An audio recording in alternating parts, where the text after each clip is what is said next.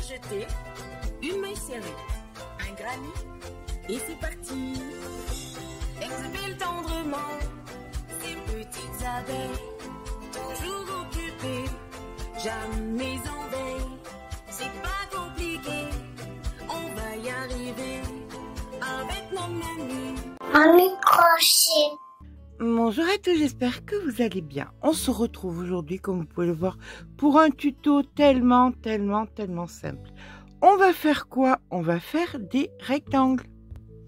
Voilà, des rectangles tout simples. Il y aura un rectangle derrière, deux rectangles sur les côtés pour faire donc chaque pan, des rectangles pour faire les manches et on viendra faire une jolie finition.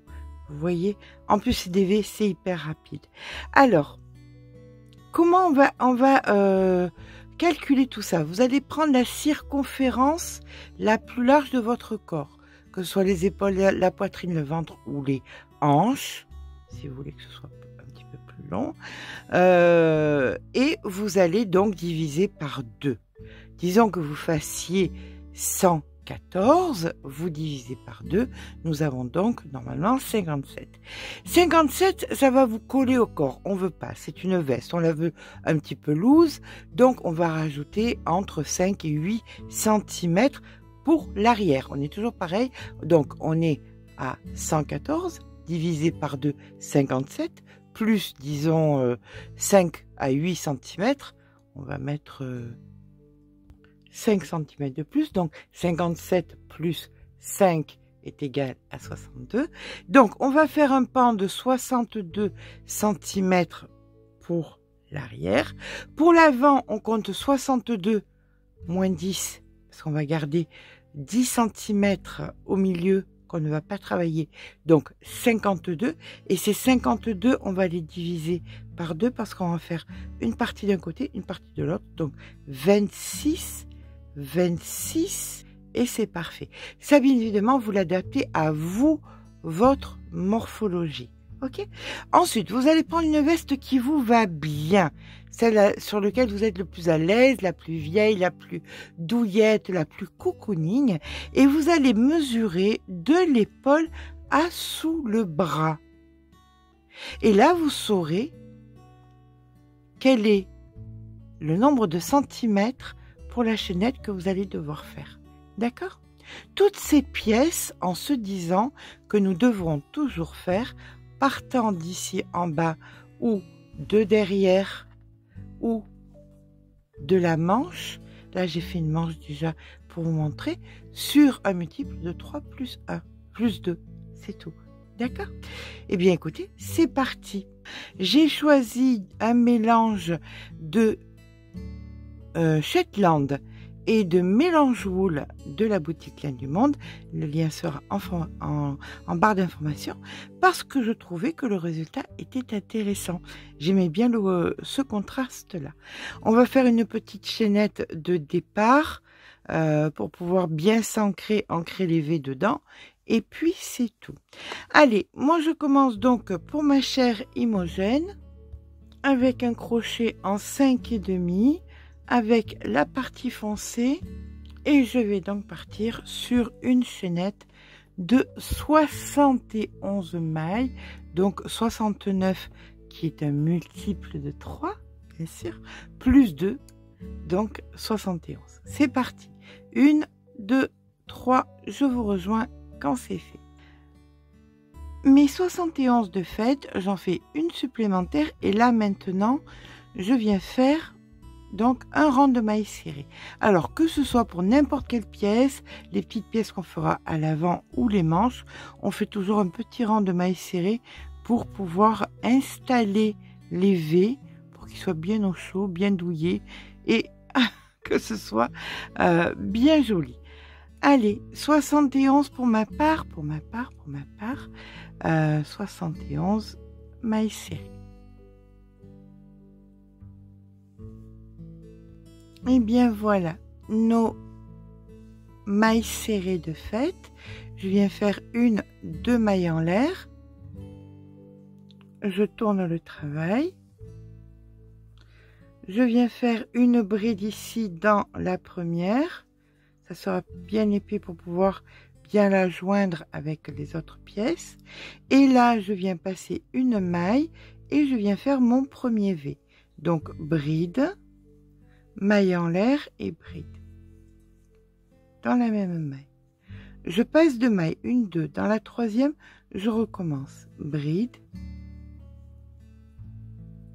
maille en l'air et bride. Et ça, je le fais jusqu'à la fin du rang. Je passe de maille, bride, maille en l'air, bride. On se rejoint en fin de rang où il nous restera 2 mailles. Une qu'on laissera sans rien et la dernière où nous mettrons une bride à l'intérieur. Je vous rejoins en fin de rang.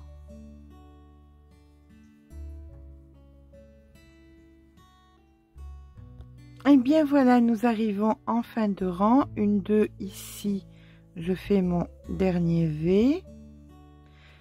Il nous reste donc 2 mailles et dans la dernière, je fais une bride. 1, 2 mailles en l'air, je tourne le travail. Je fais une bride au même endroit. Et maintenant, je vais faire des V dans les V. Je viens directement dans le V et je fais bride, maille en l'air et bride. Et ça, on le fait jusqu'à la fin du rang. Bride, maille en l'air, bride. Je vous rejoins en fin de rang. Nous allons à présent faire la dernière bride dans la bride du rang précédent. Et là, nous allons venir changer la couleur et mettre donc la couleur plus claire. Voilà. Les fils, on les rentrera après. Comme ceci. Donc c'est parti pour 1, 2 mailles en l'air. On tourne le travail. On vient faire donc notre bride à l'intérieur. Et là, on vient faire donc des V en ivoire ou dans la couleur que vous voudrez. Sur la totalité donc de notre rang. Quand vous arrivez à la fin du rang, ben, vous faites exactement pareil que nous avons fait sur le rang numéro 2, sur le premier rang de V. Vous passez donc au deuxième rang, puis vous reprenez encore 2 rangs de gris, 2 rangs d'ivoire, 2 rangs de gris, 2 rangs d'ivoire, etc., etc., jusqu'à ce que vous atteigniez la hauteur qui vous convient. Soit c'est un crop top, soit c'est une veste mi-longue, soit c'est une veste qui va sous les hanches, sous les fesses, mi-longue, au milieu des cuisses. C'est entièrement à la ceinture aussi. C'est entièrement à vous de voir. D'accord? Donc, vous allez faire autant de rangs que vous voulez. La seule chose que moi j'aime bien, c'est quand même finir en haut avec la couleur plus foncée. C'est plus esthétique pour la couture. Bien, je vous rejoins quand on a terminé donc notre base, notre dos, qui pour ma part à moi, c'est ma part, fait donc 53-54 cm de large. À tout à l'heure. Et bien voilà, une fois qu'on a fait notre dos, on va faire donc nos 2 pans de devant. Du moins, moi je les ai déjà préparés, bien évidemment, vu que c'était exactement sur le même modèle. Comme ça, on va pouvoir aller avancer un petit peu plus vite. Donc, mes pans de devant vont venir s'installer ici, d'un côté. Puis, ici,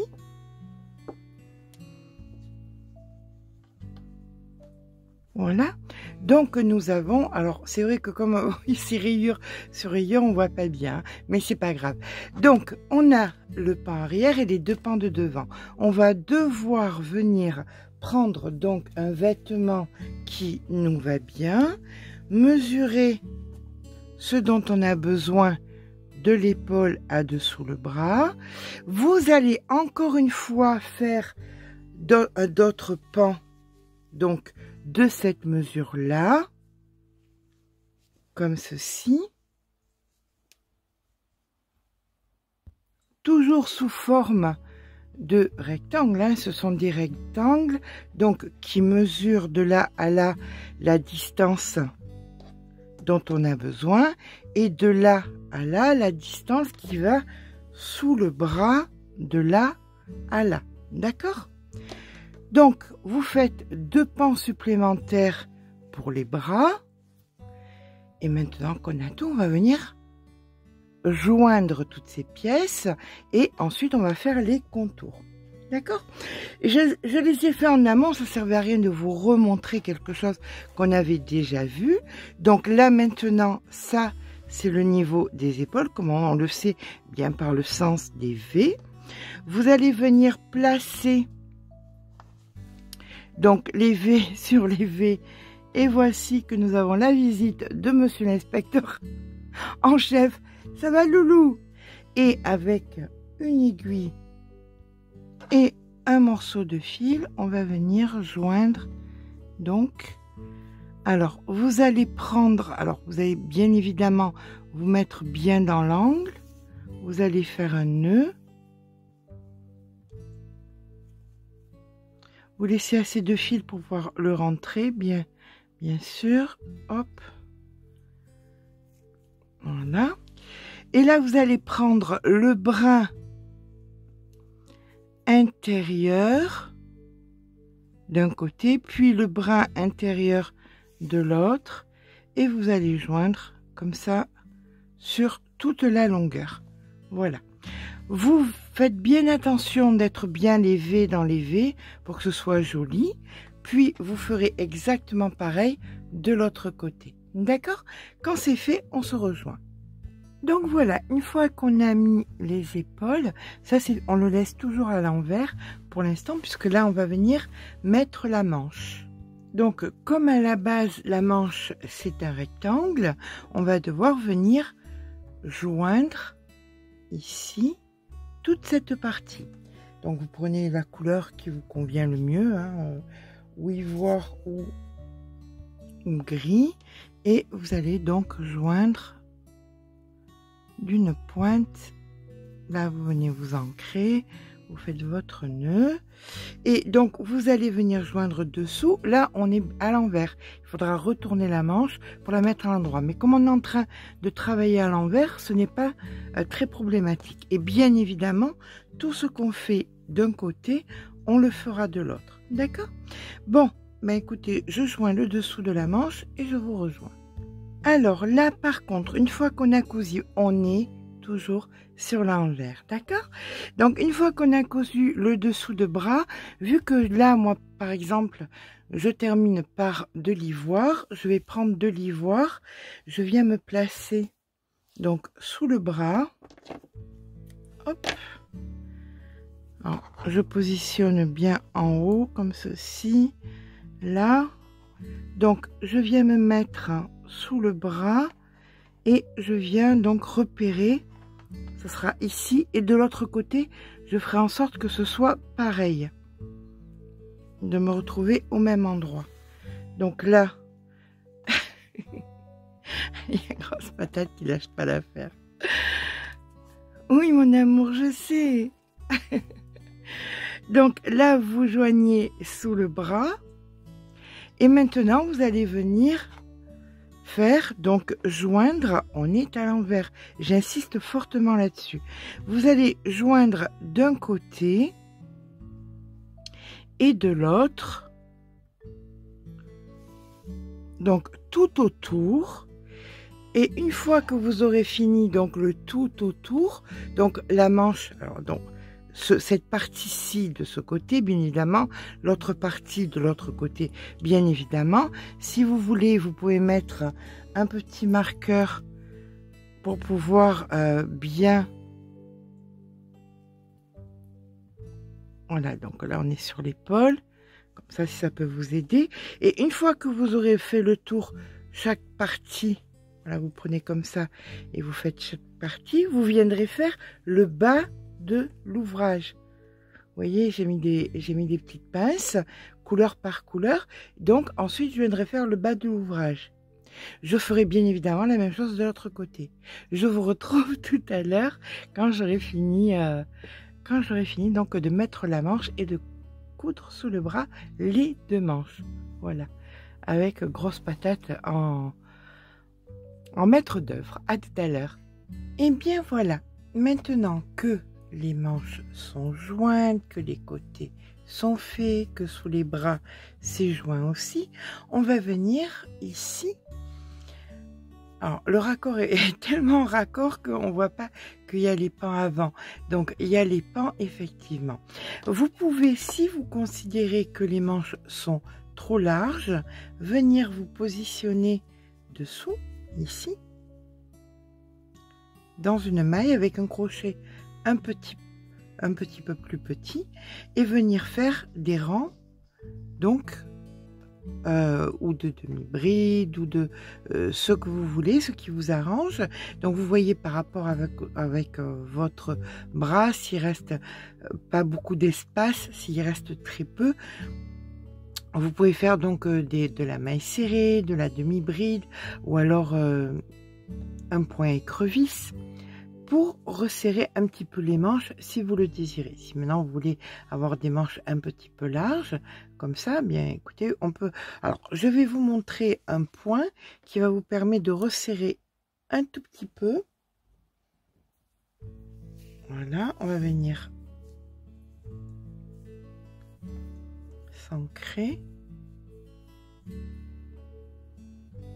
Alors on prend un crochet plus petit, hein, si on veut resserrer un petit peu la manche. Donc 2 mailles en l'air, vous mettez le fil sur le crochet, vous piquez, vous ramenez une fois, vous piquez, vous ramenez 2 fois, vous faites un jeté, vous passez 3 mailles, 1, 2, 3, et à la 4e ici vous faites une maille serrée, comme ceci, et on recommence 2 mailles en l'air. Le fil sur le crochet, on pique une fois, 2 fois, allez, une 3e fois, un jeté, on vient passer 3 mailles, 1, 2, 3, et à la 4e, on fait une maille serrée. Voilà. Comme vous pouvez voir, ça vous fait une jolie petite finition, des espèces de petites boulettes couchées, et ça permet de resserrer un petit peu la manche. Bon, bah écoutez, je vais faire ça sur les 2 manches, et dès que c'est fini, on se rejoint pour faire donc tout l'intérieur, hop, hop, hop, de notre veste. Alors, pour donner un air un petit peu plus moderne, j'ai mis une petite étiquette, vous voyez, sur le bord de la veste, petite étiquette que vous trouverez aussi, je vous mets le lien dans la barre d'infos, c'est donc sur la boutique Laine du Monde. Je trouve que ça fait sympa, surtout avec ce genre de fil, ça marche bien. Allez, moi je vais venir ici, donc de ce côté, parce que je suis droitière. Si vous êtes gauchère, bien évidemment, de ce côté. Eh bien, c'est parti. On va venir tourner et on va venir se placer donc au bord, dans la maille, et on vient s'ancrer en gris. Donc, on va venir s'ancrer ici au bord. Ça, c'est pour les droitières, pour les gauchères de l'autre côté. Enfin, vous faites ce que vous voulez, en vérité. C'est ce que je conseille aux gauchères. Maintenant, après, chacune fait ce qu'elle veut. Là, on vient faire donc 2 mailles en l'air et on commence ici, donc, par une bride. Voilà. Donc, on va à peu près compter sur 20 cm. Voilà. Du col, vous comptez à peu près 20 cm. On va faire ça correctement, c'est-à-dire qu'on va compter les par bande, hein, voilà, à partir d'ici. Donc de l'autre côté, ce sera égal, parce qu'on changera de point. On commence par des brides, et là on passera en demi-bride, et dans le coup, on fera de la maille serrée. On reviendra donc ici, donc dans la même continuité, sur de la demi-bride, et on fera donc de la bride ici. D'accord?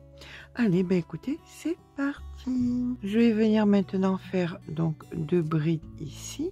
Là encore une fois, il n'y a pas de règle, c'est selon votre façon de crocheter. Si vous crochetez serré, bien vous en mettrez plus. Si vous crochetez lâche, eh bien vous en mettrez moins. Ça, on est dans une logique. Comme je dis souvent, il n'y a pas d'académie du crochet. La seule académie, c'est notre main et notre façon de crocheter. Et là, on continue. Donc, tout simplement, on va venir donc faire 2 brides ici. Donc, 1 et 2. J'aime bien travailler derrière. C'est pas du brin arrière puisqu'il n'y a pas de maille. Mais de façon à ce qu'on voit pas trop la prise des brides. Et donc voilà, 2 ici, hop, 1 et 2, et je fais ça donc jusqu'à mes 20 cm, puis je ferai de la demi-bride, puis dans le cou de la maille serrée, et ainsi de suite. Je pense que c'est pas trop difficile, on n'est pas sur un point bien compliqué, donc je vais vous laisser faire et vous soulager de ma présence. À tout à l'heure.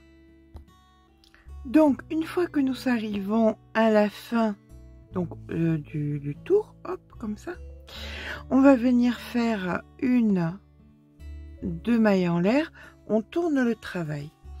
Et là maintenant vous allez faire la même chose. Alors je vais vous montrer, mais la même chose, quand c'est des brides, vous le faites avec les brides, quand c'est les demi-brides, vous les faites avec les demi-brides, mailles serrées avec les mailles serrées, etc., etc. Mais c'est le même principe. Vous allez donc là faire de la bride, puisque nous étions sur de la bride, le fil sur le crochet, vous venez piquer dans la maille et dans la maille d'après, et là vous faites votre bride. Vous remettez le fil sur le crochet et vous recommencez comme ceci et vous faites votre bride. Dans la maille d'après, hop, et vous faites votre bride. Donc, vous voyez, c'est pas très difficile et vous pouvez l'adapter aux mailles que vous avez. Ça sera exactement pareil pour les demi, ça sera exactement pareil pour les mailles serrées, puis pour les demi, puis encore une fois pour les brides. D'accord? Donc on se rejoint en fin de rang ici avec les brides prises toujours de la même façon. Le fil sur le crochet, vous piquez dans la maille, par l'arrière et vous faites votre bride. Vous allez voir, ça va vous donner un relief de l'autre côté, comme ceci, du côté face de l'ouvrage. Je vous rejoins quand on a fait le tour. Donc, une fois qu'on a terminé le rang, faisant bride où il y avait des brides, demi-bride où il y avait des demi-brides, mailles serrées où il y avait des mailles serrées, on va refaire 2 mailles en l'air, 1, 2, et là, vu que je vous ai montré dans un sens, je vais vous montrer dans l'autre, et ça sera à vous de voir la largeur de cette bande que vous allez désirer. Si vous la voulez plus grande, plus petite, voilà, ça sera vraiment à vous de voir. Donc on en était tout à l'heure à faire donc des prises de mailles comme ceci par l'avant et ça donnait le relief à l'arrière. Là, pour avoir le relief dans le même sens, vous mettez votre fil sur le crochet, vous piquez dans la maille par l'arrière, dans l'autre maille par l'arrière, et là vous faites votre bride. Et exactement comme le rang précédent, quand ça sera de la demi-bride, eh bien vous ferez ça sur de la demi-bride. Quand ça sera la maille serrée, vous ferez ça sur la maille serrée, et ainsi de suite. Comme je vous dis, vous ferez donc 2 mailles en l'air, vous tournerez le travail en fin de rang, tant que vous désirerez faire donc que cette patte, que cet empiècement soit plus large ou pas plus large. Voilà. Bien écoutez, je vous rejoins quand j'ai fait mes petits essais sur Imogen. vous avez le résultat, pas moi encore, de savoir de combien je vais faire la largeur de cette pâte. L'avantage, c'est qu'on va pouvoir mettre des petits boutons si on désire mettre des petits boutons. Voilà, je vous rejoins bien quand la largeur de mon col, et si je vous montrais, je pense faire ce rang-ci, donc bride, demi-bride, maille serrée, demi-bride et bride, et je pense que ça suffira amplement. Voilà. Je vous rejoins en fin de rang. À tout à l'heure. Donc voilà, quand on termine, quand on sait que c'est le dernier rang, voilà, pour moi le dernier rang c'est celui-ci. La finition va être de faire un rang en maille serrée sur la totalité. Je fais plus de bride ou de demi-bride, mais uniquement dans le même système, en venant attraper comme ceci les mailles. Je fais tout le contour en maille serrée. Voilà. De façon à créer le dernier, vous voyez ici, le dernier relief bien au bord. Donc je fais ça sur la totalité. Et je viendrai terminer en bas de l'autre côté. Et bien voilà, quand on a terminé le rang, on vient couper le fil. On vient donc rentrer le fil avec l'aiguille. Ensuite, vous avez la possibilité, si vous le désirez, ça c'est vraiment comme vous voulez, de mettre des boutons ou pas. Vous trouverez une multitude de boutons de formes différentes pour toutes sortes de personnalités. Des boutons en fer avec, vous savez, des petits motifs marins dessus. C'est un style. Surtout que là, c'est à rayures, ça dépend. Imaginons que vous l'ayez fait en blanc et bleu. Donc ça pourrait être hyper approprié. Vous pouvez aussi mettre des boutons en bois.